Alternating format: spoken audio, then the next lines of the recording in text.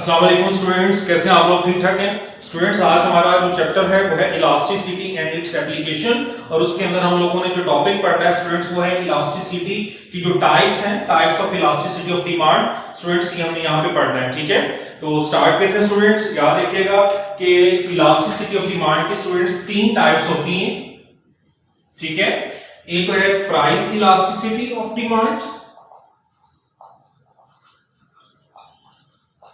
दूसरे नंबर पे स्टूडेंट्स होते हैं इनकम इलास्टिसिटी ऑफ डिमांड, और तीसरे नंबर पे स्टूडेंट्स है क्रॉस इलास्टिसिटी ऑफ डिमांड। अब इनको हमने स्टूडेंट्स वन बाय वन पढ़ना है। सबसे पहले स्टूडेंट्स हम डिस्कस करेंगे प्राइस इलास्टिसिटी ऑफ डिमांड से रिलेटेड, और ये ऐसा टॉपिक है जो स्टूडेंट्स हम ऑलरेडी पहले पढ़ चुके हैं, तो समझें कि आप इसकी रिवीजन कर रहे हैं। मैंने आपको इलास्टिसिटी ऑफ डिमांड पढ़ाया था, उसके मेथड्स पढ़ाए थे, तो प्राइस इलास्टिसिटी ऑफ डिमांड ही था, मैंने आपको बताया था। तो हम पहले नंबर पर पढ़ने लगे जी प्राइस इलास्टिसिटी ऑफ डिमांड। तो स्टूडेंट्स बताइए जरा क्या डेफिनेशन होती है इसकी। आपको याद होगी तो हमने ये पढ़ा था कि अगर डिमांड में चेंज प्राइस की वजह से आए, ठीक है, तो उसको लॉ ऑफ डिमांड कहते हैं। और अगर हम ये देखना चाहते हैं कि प्राइस के चेंज होने से डिमांड में किस रेशो से चेंज आई है, तो उसको प्राइस इलास्टिसिटी ऑफ डिमांड कहते हैं। तो सबसे पहले हम इसकी डेफिनेशन पढ़ लेते हैं, हम ऑलरेडी स्टूडेंट्स पहले पढ़ चुके हैं। The ratio of percentage change in demand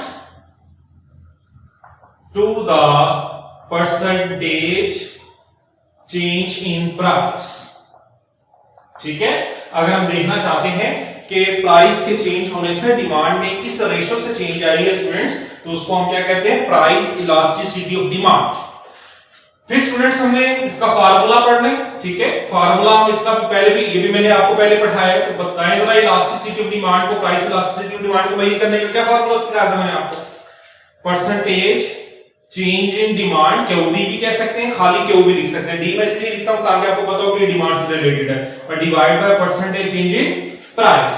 तो यही फार्मूला हम यहां पे यूज करेंगे इलास्टिसिटी ऑफ डिमांड, यानी प्राइस इलास्टिसिटी ऑफ डिमांड को कैलकुलेट करने के लिए।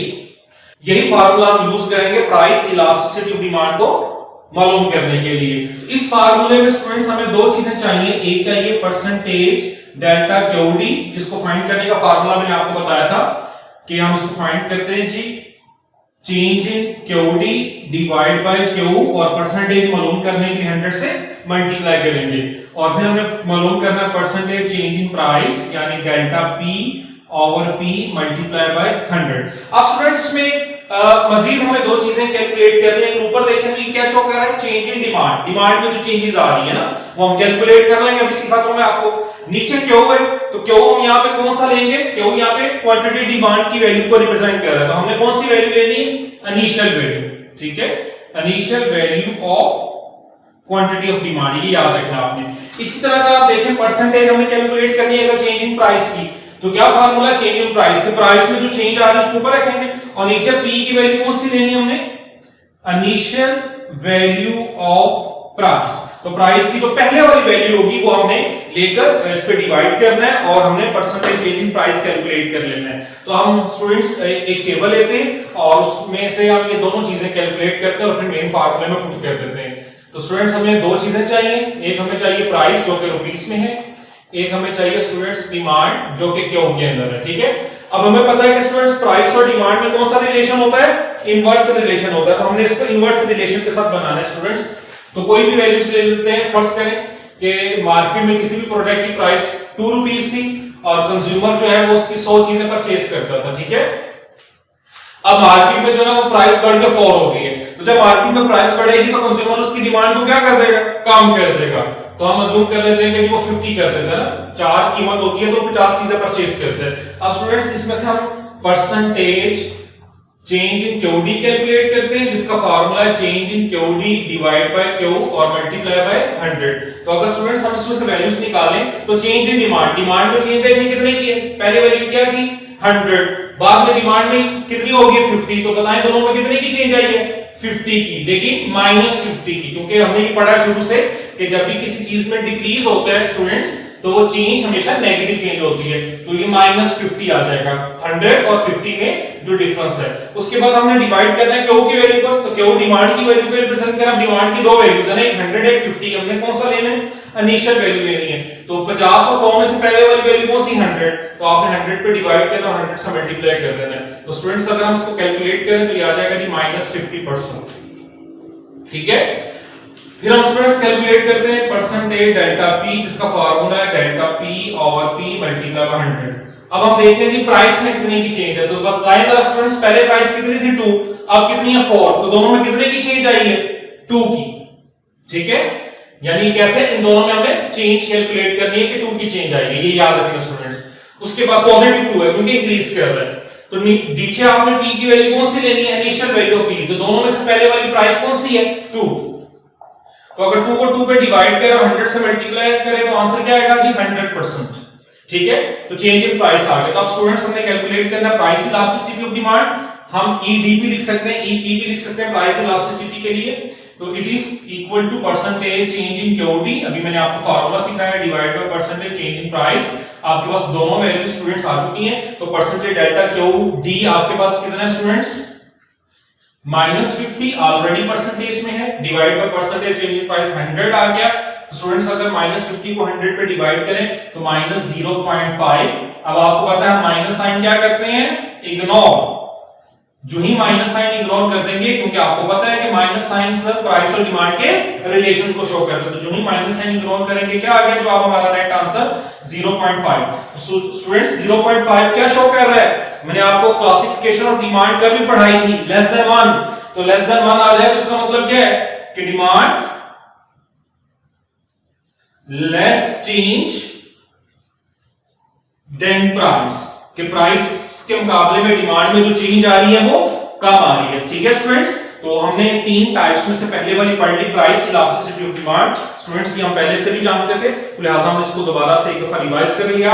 अब स्टूडेंट्स दूसरी टाइप की तरफ जाते हैं, जो कि है income elasticity of demand. Students अब हमारी दूसरी टाइप है इलास्टिसिटी ऑफ डिमांड की, जो कि है जी इनकम इलास्टिसिटी ऑफ डिमांड। तो अब स्टूडेंट्स इसके बारे में पढ़ते हैं कि इनकम इलास्टिसिटी ऑफ डिमांड किसे कहते हैं। बहुत आसान है, नाम से जाहिर स्टूडेंट्स, वो क्या था, पहले नंबर पे प्राइस इलास्टिसिटी ऑफ डिमांड, तो इसका मतलब है जो डिमांड में चेंज आती है वो किसकी वजह से थी, प्राइस की वजह से। तो स्टूडेंट्स अब हम किसकी वजह से पढ़ रहे हैं, इनकम की वजह से। तो ये मैंने आपको डिमांड के चैप्टर के स्टार्ट में ही बताया था कि जो डिमांड में स्टूडेंट्स चेंज आती है वो प्राइस के अलावा और फैक्टर्स की वजह से भी आती है। तो अब हम प्राइस के अलावा दूसरे फैक्टर को कैलकुलेट करके देखते हैं कि अगर डिमांड में चेंज इनकम की वजह से आए तो उसकी कैलकुलेशन कैसे होगी, ठीक है स्टूडेंट्स। तो उसको हम इनकम इलास्टिसिटी ऑफ डिमांड कहते हैं। तो डेफिनेशन में सिर्फ कहां पे चेंज आएगी, जहां पर हम प्राइस लिखते थे, अब सिर्फ वहां पे हमने प्राइस की जगह इनकम लिख देना है। तो डेफिनेशन हम एक दफा पढ़ लेते हैं, इसकी डेफिनेशन क्या होगी, the ratio of percentage change in demand to the percentage change in income। तो मेरा ख्याल है स्टूडेंट्स आपको क्लियर हो गया ना, सिर्फ यहां पर देखिए चेंज आ गई है इनकम, कि अगर देखना चाहते हैं कि इनकम के चेंज होने से डिमांड में किस रेशो से चेंज आती है, ठीक है, हमने रेशो कैलकुलेट करनी है। क्या फॉर एग्जांपल अगर एक शख्स की आमदनी इंक्रीज होती जाती है, फर्ज करें, ठीक है, और उससे उसकी डिमांड भी बढ़ जाती है, तो हम देखना चाहते हैं कि आमदनी में किस रेशो से चेंज आई है और डिमांड में किस रेशो से चेंज आई है। तो अगर हम इसको कैलकुलेट करना चाहते हैं तो स्टूडेंट्स हम किस मेथड से कैलकुलेट करेंगे जी, इनकम इलास्टिसिटी ऑफ डिमांड से। तो इसको कंप्यूट करने के लिए हम एक फार्मूला यूज करते हैं स्टूडेंट्स। तो सबसे पहले फार्मूला देखते हैं कि फार्मूला क्या होगा। Elasticity of demand is equal to, students formula आपको याद होना चाहिए और बनाने का तरीका आना चाहिए, परसेंटेज चेंज इन क्यूडी, क्योंकि डिमांड में चेंज देख रहे हैं तो ये तो एज इट इज आएगा। नीचे लास्ट फार्मूले में हमने क्या लिखा था, परसेंटेज चेंज इन प्राइस, क्योंकि हम प्राइस से देख रहे थे उसको चेंज, लेकिन आप किसकी बिना पर देख रहे हो, इनकम की बिना पर। तो हम नीचे क्या आ जाएगा, परसेंटेज चेंज इन इनकम। तो स्टूडेंट्स इनकम को हम इकोनॉमिक्स में y से डिनोट करते हैं, ये याद रखना, i से नहीं लिखना आपने, y से लिखना है। तो y शोज द इनकम। तो फार्मूला बन गया percentage change in demand divide by percentage change in income. अगर स्टूडेंट्स हमें इस फार्मूले को कैलकुलेट करना है तो हमें दो चीजें चाहिए, कौन कौन सी स्टूडेंट्स, पहले नंबर पे percentage change in demand QD, ठीक है, फार्मूला वही है students, delta QD divide by Q और मल्टीप्लाई बाय 100। अब स्टूडेंट्स ये आपको याद हो जाना चाहिए। तो ऊपर चेंज इन डिमांड देखना है हमने और नीचे क्यों कौन सा लेना है, इनिशियल वैल्यू वाला जो हमने इसकी प्रीवियस टाइप के अंदर पढ़ा था। ठीक है स्टूडेंट्स, फिर हमने लेना है परसेंटेज डेल्टा, हमने y कैलकुलेट करना है students, change in y divide bye y multiply by 100, यानी ऊपर क्या आ जाएगा जी, इनकम में कितनी चेंज आ रही है वो लिखेंगे और नीचे y क्या शो कर रहा है, याद रखना है आपने students, initial value of income, जो इनकम की पहले वाली वैल्यू होगी, यानी चेंज होने से पहले वाली जो इनकम है वो नीचे डिनोमिनेटर में हम डिवाइड करेंगे 100 से मल्टीप्लाई कर देंगे। अब स्टूडेंट्स हमने इसको कैलकुलेट करना है तो हमें एक टेबल लेना पड़ेगा और टेबल में हमें दो वेरिएबल्स बनाने हैं। कौन कौन से स्टूडेंट्स, आपको आइडिया होना चाहिए, पहला कौन सा आएगा, इस दफा पहला आपके पास वेरिएबल इनकम होगा और इनकम भी रुपीस में, ठीक है, याद रखना है आपने। और दूसरे नंबर पे डिमांड, जो कि हम ऑलरेडी पहले पढ़ चुके हैं कि क्वांटिटी से हम इसको रिप्रेजेंट करते हैं। अब स्टूडेंट्स हमने इसके अंदर वैल्यूज लगानी है, तो वैल्यू स्टूडेंट्स हम रिलेशन से लगाएंगे, जैसा रिलेशन होगा वैसी वैल्यूज लगाएंगे। अब इससे पहले जब हम प्राइस इलास्टिसिटी ऑफ डिमांड पढ़ रहे थे स्टूडेंट्स, तो हमने ये पढ़ा था कि प्राइस और डिमांड में नेगेटिव रिलेशन होता है, इनवर्स रिलेशन होता है। तो हमने क्या किया, प्राइस को इंक्रीज किया तो डिमांड को डिक्रीज कर दिया। तो यहां पर जब हमने वैल्यूज लगानी है तो हमने ये देखना है कि इनकम और डिमांड में क्या रिलेशन होता है। तो स्टूडेंट्स हमने ये पढ़ा था पहले भी कि इनकम और डिमांड में पॉजिटिव रिलेशन होता है। पॉजिटिव कैसे होता है, सिंपल सी बात है कि जब किसी शख्स की इनकम इंक्रीज होती है तो स्टूडेंट्स वो क्या करता है, वो अपनी डिमांड को क्या कर देता है, बढ़ा देता है, वो परचेजिंग पावर को बढ़ा देता है। और अगर उसकी आमदनी कम हो रही होती है, डिक्रीज हो जाती है, तो वो अपनी परचेजिंग पावर को कम कर देता है। तो जिससे साबित हुआ कि इनकम और डिमांड में पॉजिटिव रिलेशन होता है। तो यहां पे जो वैल्यूज आपने लेनी है स्टूडेंट्स, वो पॉजिटिव रिलेशंस के साथ लेनी है। तो हम अज्यूम कर लेते हैं कि एक शख्स की इनकम थी 1000, ठीक है, और वो कितनी चीजें परचेज कर रहा था, 5। अब उसकी इनकम बढ़ जाती है और बढ़ के हो जाती है 2000, तो बताएं कितनी चीजें खरीदेगा, ज्यादा या कम, ज्यादा, तो कितनी होगी, 10। फर्स्ट करें, अज्यूम करते हैं कि वो 10 चीजें खरीदता है, 2000 जब आमदनी उसकी हो जाती है। तो स्टूडेंट्स यहां से हम दो चीजें निकालते हैं, percentage change in QT equal to delta QD over Q multiply by 100। तो बताएं जरा चेंज इन डिमांड कितना है स्टूडेंट्स, इन दोनों में कितने का फर्क आ रहा है। पहले डिमांड क्या थी, 5, अब कितनी है, 10। कितने की चेंज आई, 5 की। इस दफा पॉजिटिव 5 है क्योंकि इंक्रीज हो रहा है, ठीक है, ये अब आपको क्लियर हो जाना चाहिए। डिवाइड बाय क्यू, क्यू की कौन सी वैल्यू लेनी है, 5 या 10, 5। क्यों 5, क्योंकि इनिशियल वैल्यू हमने पहले भी पढ़ा है कि हमने चेंज होने से पहले वाली इनिशियल वैल्यू लेनी है, तो ये 5 हम यहां पे लेंगे, ठीक है, 100 से मल्टीप्लाई, तो 100% चेंज आ गई स्टूडेंट्स डिमांड में। अब हम कैलकुलेट करते हैं percentage change in y, delta y over y multiply by 100।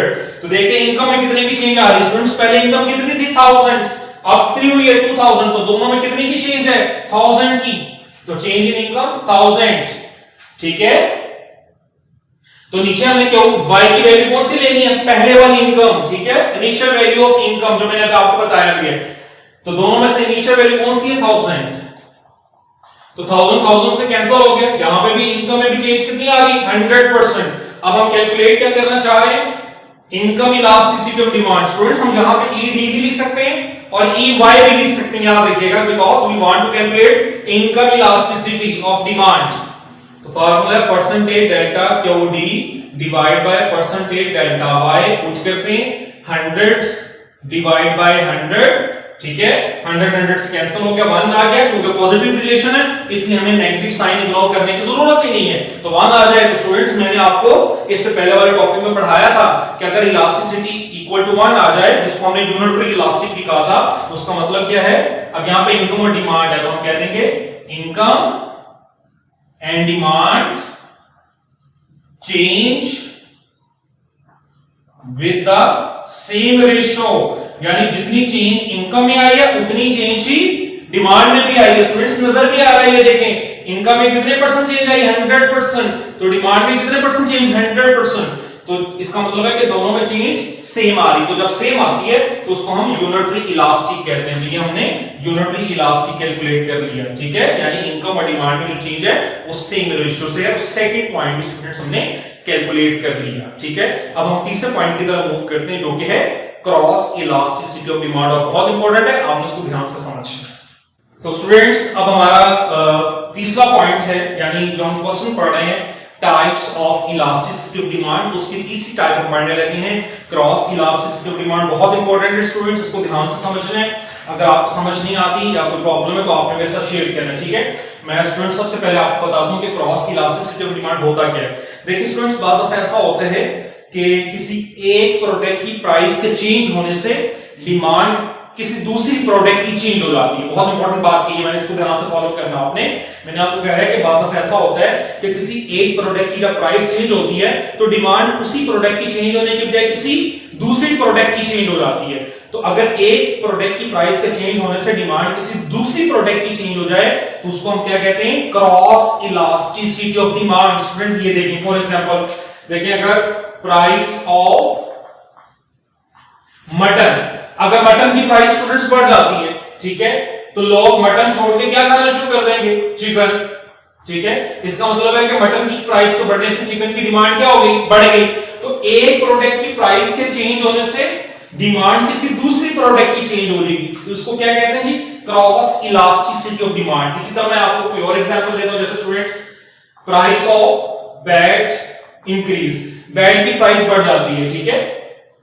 तो अगर स्टूडेंट्स बैट की प्राइस बढ़ जाएगी तो लोग बैट नहीं खरीदेंगे, तो डिमांड ऑफ बॉल भी क्या हो जाएगी, कम हो जाएगी। तो एक प्रोडक्ट की प्राइस के चेंज होने से डिमांड किसी दूसरी प्रोडक्ट की चेंज हो गई, तो इसको हम क्या कहते हैं, क्रॉस इलास्टिसिटी ऑफ डिमांड। तो अब हम इसकी डेफिनेशन स्टूडेंट्स पढ़ते हैं, ठीक है।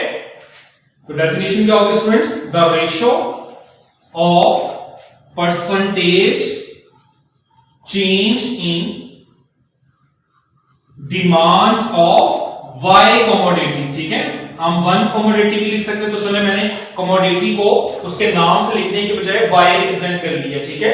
The ratio of percentage change in demand of Y commodity to the percentage change in price of X commodity.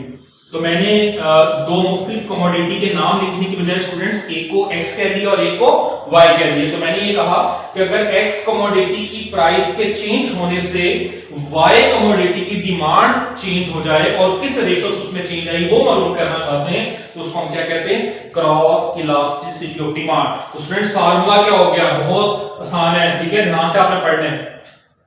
इसको स्टूडेंट्स हम ED भी लिख सकते हैं, इलास्टिसिटी ऑफ डिमांड। अगर आप ED नहीं लिखना चाहते तो आप यहां पे EC भी लिख सकते हैं, ठीक है। इसको क्रॉस इलास्टिसिटी भी कह सकते हैं। तो फार्मूला क्या होगा, परसेंटेज चेंज इन डिमांड। अब हमने स्टूडेंट्स डिमांड किसका कहा है जी, हमने y कमोडिटी का, तो हम साथ D के साथ y शो कर देंगे ताकि हमें क्लियर हो जाए कि हम डिमांड किस देखना चाह रहे हैं। तो with respect to percentage change in price of x commodity, तो यहां से हमें क्लियर हो गया कि हमने डिमांड में चेंजेस देखनी है इसके बिहाफ पर, y के बिना पर, और हमने प्राइस में चेंजेस देखनी है x की। तो अगर x की प्राइस के चेंज होने से y की डिमांड चेंज हो जाए तो हम देखना चाहते हैं कि किस रेशियो से चेंज आएगी, तो स्टूडेंट्स उसको क्रॉस इलास्टिसिटी कहते हैं। तो यहाँ पे भी स्टूडेंट्स हमें दो चीजें चाहिए, एक हमें चाहिए percentage delta QD of y, formula क्या होगा, change in QD of y divide bye Q of y multiply by 100, ठीक है।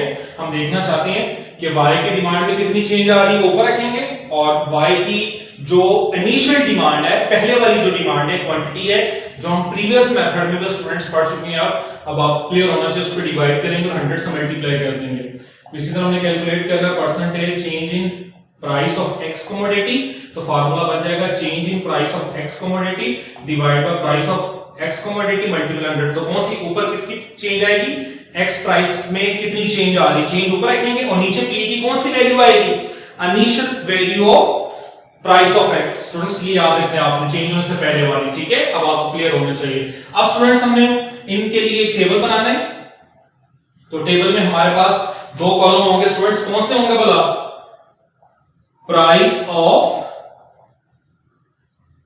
X commodity. अब हमें शो करना है कि हम प्राइस किस कमोडिटी की ले रहे हैं, प्राइस हम ले रहे हैं एक्स की, तो यहां पे क्या आ जाएगा, डिमांड ऑफ वाई कमोडिटी, ठीक है। अब हमने स्टूडेंट्स इसमें वैल्यूज लगानी, तो मैंने आपको पहले कहा था कि वैल्यूज हम हमेशा लगाते हैं रिलेशन से ना, जैसा रिलेशन होगा वैसे वैल्यूज।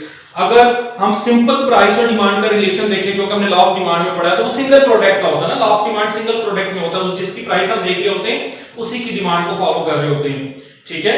तो वहां पे इनवर्स रिलेशन था, फिर हमने इनकम इलास्टिसिटी को पढ़ा तो वहां पे पॉजिटिव रिलेशन था।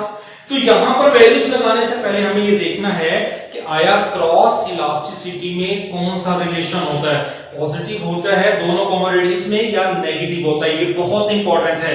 तो स्टूडेंट्स याद रखना है आपने कि क्रॉस इलास्टिसिटी में दोनों रिलेशन हो सकते हैं, पॉजिटिव भी और नेगेटिव भी। It depends on the combination of two goods. ये मैं आपको बताता हूं कि पॉजिटिव कब होता है, नेगेटिव कब होता है। तो स्टूडेंट सामने देखें, अगर हम अज्यूम कर लेते हैं कि हम मटन को x ले रहे हैं और चिकन को y ले रहे हैं, ठीक है, तो देखें मटन की प्राइस के बढ़ने से चिकन की डिमांड बढ़ी है, इसका मतलब है कि दोनों वेरिएबल्स बढ़े, ठीक है। तो अगर दोनों बढ़े तो रिलेशन कौन सा हो गया, पॉजिटिव। और पॉजिटिव कब होता है, जब दोनों गुड्स कौन सी हो, सब्स्टिट्यूट गुड्स, मुतबादिल अशिया, जैसे कि कॉफी और टी, ठीक है, जैसे कोक और पेप्सी, तो these are the substitute goods, इनमें हमेशा पॉजिटिव रिलेशन होता है, ये याद रखना। और अगर स्टूडेंट्स हम बैट और बॉल की एग्जांपल देखें तो बैट की प्राइस के बढ़ने से बॉल की डिमांड क्या हो रही है, कम हो रही है। तो एक की प्राइस बढ़ रही है, दूसरे की डिमांड कम हो रही है, तो कौन सा रिलेशन हो गया, नेगेटिव। तो नेगेटिव कब होता है, जब दोनों जॉइंट गुड्स हो, कौन सी, जॉइंट गुड्स, या इसको कंप्लीमेंट्री गुड्स भी कहते हैं। तो कंप्लीमेंट्री गुड्स या जॉइंट गुड्स में नेगेटिव होता है, जो कि इकट्ठी इस्तेमाल होती हैं, जिनमें से कोई भी एक अकेली इस्तेमाल नहीं हो सकती, जैसे कि कार एंड पेट्रोल, ठीक है, जैसे racket and shuttle, these are the example of joint goods. तो क्रॉस इलास्टिसिटी में आपने याद रखना है पॉजिटिव और नेगेटिव दोनों रिलेशंस होते हैं। तो मैं कोई एक टेबल बना देता हूं, अगर मैं पॉजिटिव वैल्यूज वाला बनाऊंगा तो आप समझ जाइएगा these are the substitute goods, और अगर मैं नेगेटिव वाला बनाऊंगा तो आप समझ जाइएगा these are the joint goods. तो मैं पॉजिटिव रिलेशन के साथ ही बना लेता हूं, assume that these are the substitute goods, ठीक है। हम मटन और चिकन की एग्जांपल ही ले लेते हैं। मटन की जो प्राइस है वो 100 रुपीस थी और वो चिकन को खरीद रहा था उस वक्त 5 केजी या 5 यूनिट्स, कोई भी आप ले सकते हैं, ठीक है। तो जो ही मटन की प्राइस बढ़ गई तो उसने साथ ही चिकन की डिमांड को भी बढ़ा दिया, तो मैंने ये अज्यूम कर लिया तो these are the substitute goods. तो अब यहां से मैं कैलकुलेट कर लेता हूं percentage change in demand of y commodity is change in QD of y divide by Q of y multiply by 100, ठीक है स्टूडेंट्स, ये याद रखना है आपने।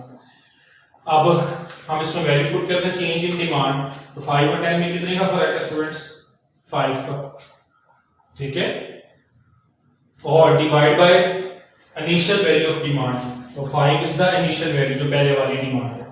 तो सॉल्व हो गया, 100% आ गया। कोई भी वैल्यू ले ले, वैल्यू कुछ भी होंगी, जो वैल्यूज आपने ली होंगी उसके मुताबिक आपका आंसर आ जाएगा स्टूडेंट्स। दूसरा है percentage change in price of X commodity, change in price of X commodity divide by price of x multiply by 100। तो प्राइस में चेंज देखें कितने का आ रहा है, 100 टू 100 में कितने का फर्क है, 100 का, ठीक है, ये 100 का चेंज आ रहा है।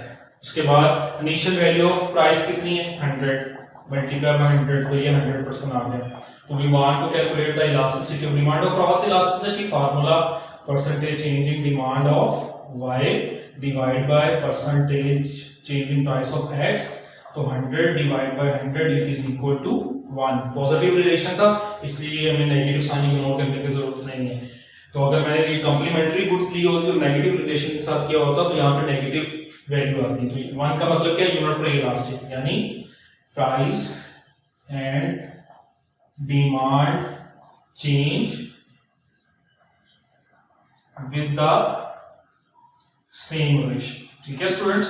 तो ये हम लोगों ने क्रॉस इलास्टिसिटी ऑफ डिमांड को कैलकुलेट कर लिया और मैंने सब्स्टिट्यूट गुड्स के साथ उसको कैलकुलेट कर दिया। तो स्टूडेंट्स आज का हमारा टॉपिक वाइंड अप हो गया, ठीक है। इंशाल्लाह नेक्स्ट लेक्चर में हम नया टॉपिक डिस्कस करेंगे। Thank you.